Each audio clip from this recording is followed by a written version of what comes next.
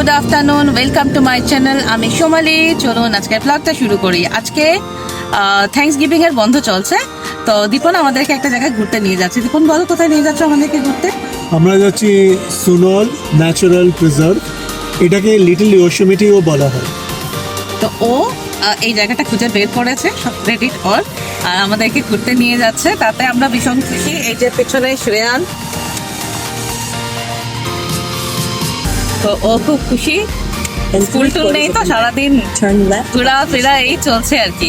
তো আজকের ওয়েদারটা ভীষণ সুন্দর, আর ওইটা দেখে সত্যি সকাল থেকে আমি খুব এক্সাইটেড। সকাল থেকে রেডি হয়ে বসে আছি। এখন সকাল 10:30 বাজে। আমরা ব্রেকফাস্ট করে বেরিয়েছি, আর লাঞ্চটা সাথে নিয়ে নিয়েছি। চলুন রাস্তা দেখাচ্ছি, পার্কে গিয়ে দেখা হচ্ছে। টাটা। ভিডিওটা শুরু করার সময় ভাবছিলাম আজকে রাস্তাটা আমি বেশি দেখাবো না, ডাইরেক্ট পার্কে চলে যাব। কিন্তু এত সুন্দর রাস্তা দেখে আমি আর কিছুতেই আমার ভিডিও করা বন্ধ করতে পারলাম না। মনে করলাম কিছুটা রাস্তা আপনাদের সাথে শেয়ার করি।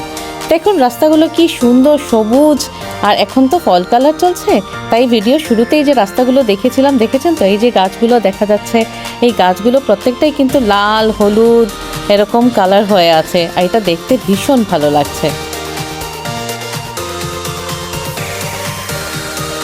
এখান থেকে পার্কের রাস্তাটা শুরু হয়েছে, আর যতই পার্কের ভিতরে প্রবেশ করছি দেখছি রাস্তাটা অনেকটাই চড়াই উঠছে। যেই না আমরা রাস্তার ভিতরে প্রবেশ করছি তখন থেকে আমাদের মোবাইলের নেটওয়ার্ক হয়ে গেছে একেবারেই জিরো।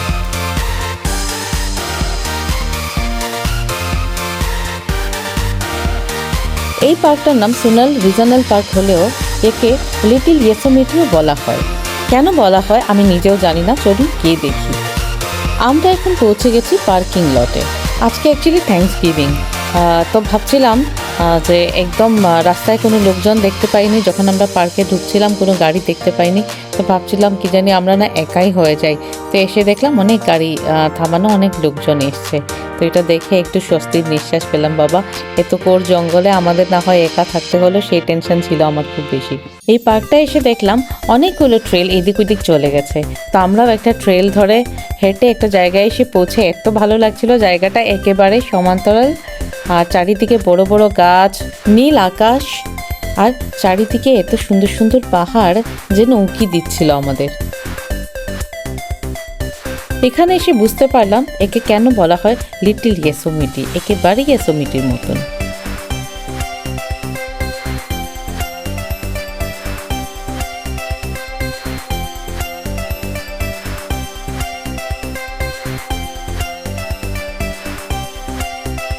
আরও খানিকটা এগিয়ে এসে আমরা আরেকটা পার্কিং লট পেলাম।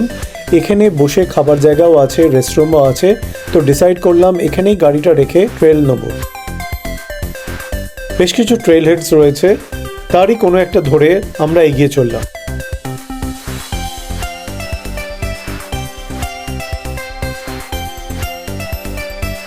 এটা আমাদের সেকেন্ড ট্রেল, আর এই ট্রেলটা যখন এসছি কলকল করে নদীর যেন একটা শব্দ শোনা যাচ্ছিল, আর বুঝতে পারলাম খুব সামনেই নদী আছে।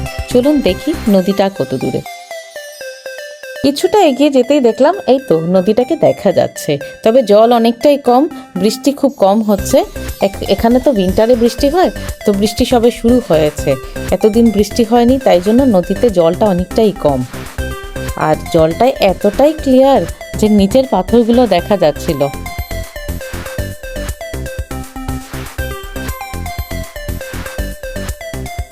নদীর দুপাশে পাহাড়ি ঢালে ঘন সবুজ বনরাজি, সাথে পাখির মিষ্টি ডাক জায়গাটাকে যেন একেবারেই মুখরিত করে তুলেছে। উফ, কি ভালো লাগছে দেখুন। এখানে এসে আমি সত্যি মনে হয়েছে কোনো বন পাহাড়ির দেশে একেবারেই যেন হারিয়ে গেছি। নদীটা দেখছেন, এটার নাম হলো অ্যালামেডা ক্রিক। জলটা একেবারেই ক্রিস্টাল ক্লিয়ার, নিচের পাথরগুলো দেখা যাচ্ছে। তো খুব নামার ইচ্ছে ছিল, একটু জলে হাত দিয়ে দেখলাম জলটা ভীষণ বরফের মতন ঠান্ডা, এটা ধরাই যাচ্ছে না, নামা তো দূরের কথা। আর তাছাড়া আমার একটা এক্সপিরিয়েন্সও হয়েছিল এরকম, আমার মাসির বাড়ি মেঘালয় শিলংয়ে।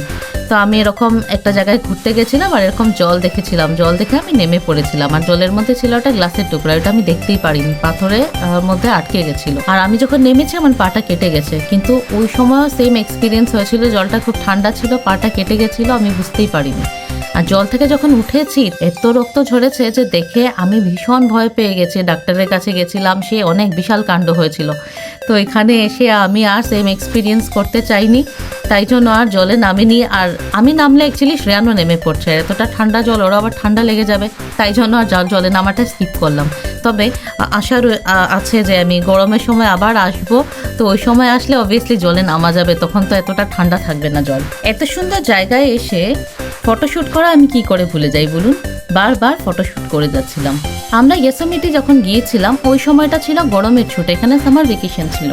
তো সামার ভ্যাকেশনে যাওয়ার অনেকটাই ভিড় ছিল, আমরা অনেকটা পয়েন্ট মিস করে গেছি, দেখতে পারিনি, অনেকটা ট্রাফিক জ্যাম ছিল, এটা নিয়ে অনেকটা পেপারে লেখালেখিও হয়েছিল ওই সময়টায়, মানে এত রাশ হয়েছিল, কোনোবার এত রাশ হয় না। যাই হোক, তো এখানে যখন আমি শুনেছি এটা লিটল ইয়োসেমিটি, ওইটা শুনে দারুণ লেগেছে যে চলো ইয়োসেমিটি তো ঘুরেছি, কিন্তু এত ভিড় ছিল যে ভালো মতন ঘুরতে পারিনি। তো এখানে এসে এত নিস্তব্ধতা, একদম জনমানবহীন, কিন্তু এই পরিবেশটাও দারুণ লাগছিল। দেখুন কি সুন্দর গাছের পাতায় ফল কালার হয়ে আছে, বাহ খুব সুন্দর লাগছে কালারটা, দারুণ লাগছে। আমরা তো এখানে দাঁড়িয়েই পড়েছি, শুধু মনে হচ্ছে এখানে দাঁড়িয়ে থাকি আর ফটো শুট করি, ভীষণ সুন্দর লাগছে। এত সুন্দর জায়গা ছেড়ে যেতে একেবারেই মন চাইছে না, তবে নেক্সট আরও ট্রেল আছে, সেই ট্রেলগুলো নিতে হবে। জায়গাটা এসছি যখন ভালো মতন এক্সপ্লোর করি, কেমন? তো চলুন নেক্সট ট্রেল নিচ্ছি।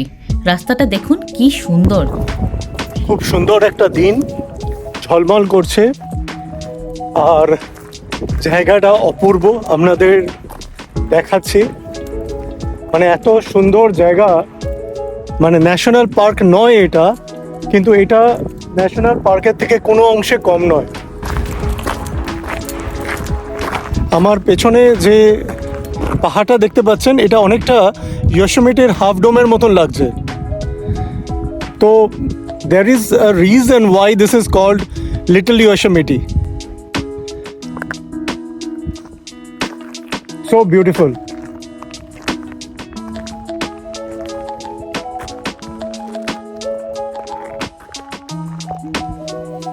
আকাশটা দেখুন, জাস্ট গর্জাস।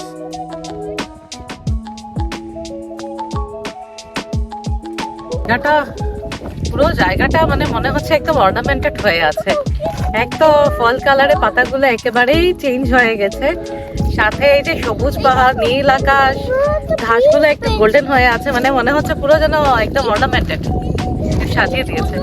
আমরা আরেকটা ট্রেল নিয়েছি। নর্মালি শ্রেয়ান অ্যাকচুয়ালি স্কুল থেকে আসার সময় তো এতটা হাঁটতে চায় না, মাঝে মাঝে যখন দীপন অফিসে চলে যায় হাঁটতে হয়, ও হাঁটতে পারে না।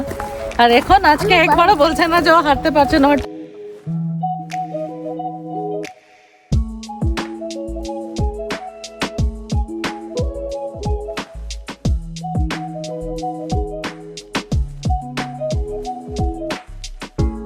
এটা একটা পুরনো গাছ ভেঙে পড়ে আছে, আমি জাস্ট লক্ষ্য করলাম, আপনাদেরও দেখাই। গাছের গুড়ির ভেতর না মাশরুম হয়েছে।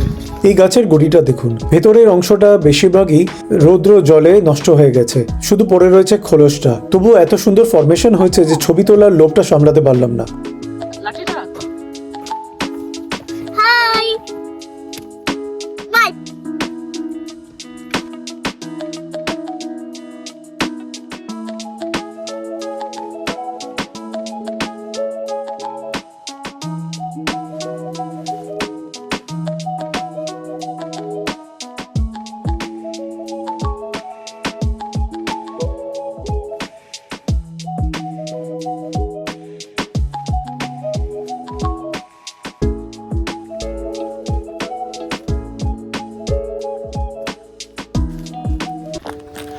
আমরা এখন লাঞ্চ করতে যাচ্ছি, অনেকটা ট্রেল নেওয়া হয়েছে, সবাই খুব টায়ার্ড। সামনে একটা বেঞ্চ আছে, লাকিলি খালি, তো ওখানেই আমরা লাঞ্চটা সারবো। অনেকটা ট্রেল নেওয়ার পরে আজকে আমাদের লাঞ্চের মেনু হচ্ছে লুচি, ডিমের কারি, আনারস, কিছু ফল, কিছু চকলেট ওয়েফার্স আর জল। আর শ্রেয়ানের জন্য এক্সট্রা ডিম সিদ্ধ, ও ওই গ্রেভিটা খাবে না। এগুলো কিন্তু সব সোমালিস কিচেনেই পাওয়া যায়, চলে আসুন আমার বাড়ি, খাইয়ে দেবো সব। এখানে বসে লাঞ্চ করবার এক্সপিরিয়েন্সটা একদম সম্পূর্ণ আলাদা। এই খাবারই ঘরে বসে খেলে এত টেস্টি লাগে না। খাবার তো টেস্টি হয়েছে, এই খুব ভালো, মানে ঠান্ডা হয়ে গেছে তাতেও ভালো লাগছে, তাতেও ভালো লাগছে।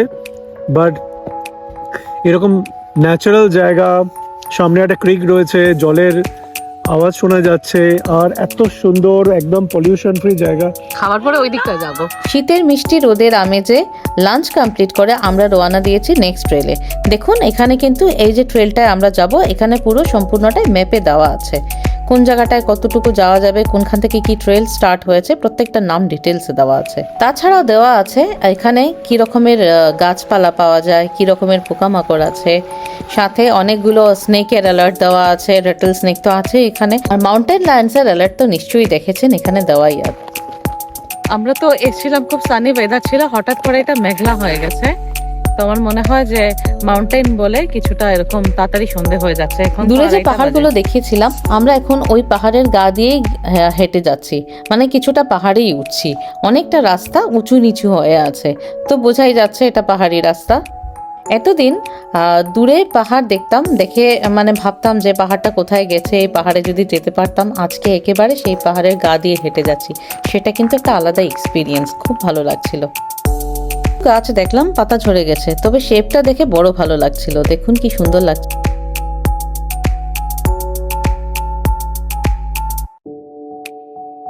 গুলো ট্রেল ওইদিক ওইদিক চলে গেছে, তবে আমরা যে মেন রাস্তা দিয়ে হাঁটছিলাম, আমরা সেই রাস্তাটা ধরেই হাঁটছিলাম, আমরা আর ওইদিক ওইদিক যাইনি।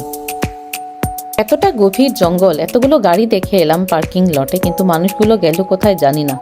হাঁটছি, খুব কম সংখ্যক লোকজনকেই দেখতে পেলাম আমাদের সাথে আছে, তারপরে কিছু জায়গায় গিয়ে তো পুরো আমরা একাই হয়ে গেছি, কোনো লোকজন নেই, আর একেবারেই নির্জন, জনমানব শূন্য, একটু একটু ভয়ও লাগছিল। আমরা ক্রিকটা দেখিয়েছিলাম, এটা দেখুন এখানে আবার এসে দেখলাম, তো আমরা আবার নেমে পড়লাম দেখার জন্য। আবার এখানে এসে দেখলাম, আমরা আগে যে অ্যালামেডা ক্রিকটা দেখিয়েছি সেটা জলটা কিন্তু একেবারে স্টিল ছিল, এখানে দেখুন জলটা কিন্তু স্রোতধারায় বয়ে যাচ্ছে, সেটার বিউটিটা একদমই ডিফারেন্ট।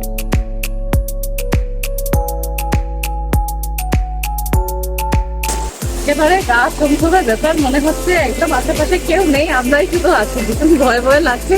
বিপদকে বলছি চলো, আমার ভয় লাগছে, আর হয়েছে অনেক। তবে জায়গাটা সত্যি ভীষণ সুন্দর, মানে কেউ যদি না আসে, নিজের চোখে না দেখলে না বিশ্বাস হবে না, এত সুন্দর জায়গা, একদম ঘন জঙ্গল, আর আমাদের ব্যাক সাইডে একটা ছোট নদী বয়ে যাচ্ছে, যেটা এরা বলে ক্রিক। ভালো কারেন্ট আছে এটাতে, আর এখানে অলরেডি পুমা বা মাউন্টেন লায়নের অ্যালার্ট রয়েছে। তো মানে আমি খুব বেশি ভয় পেয়ে গেছি, আমার মনে হচ্ছে অনেক হয়েছে, এবারে বাড়ি চলো, আর লাগবে না, যতটুকু দেখেছি না, ভীষণ সুন্দর।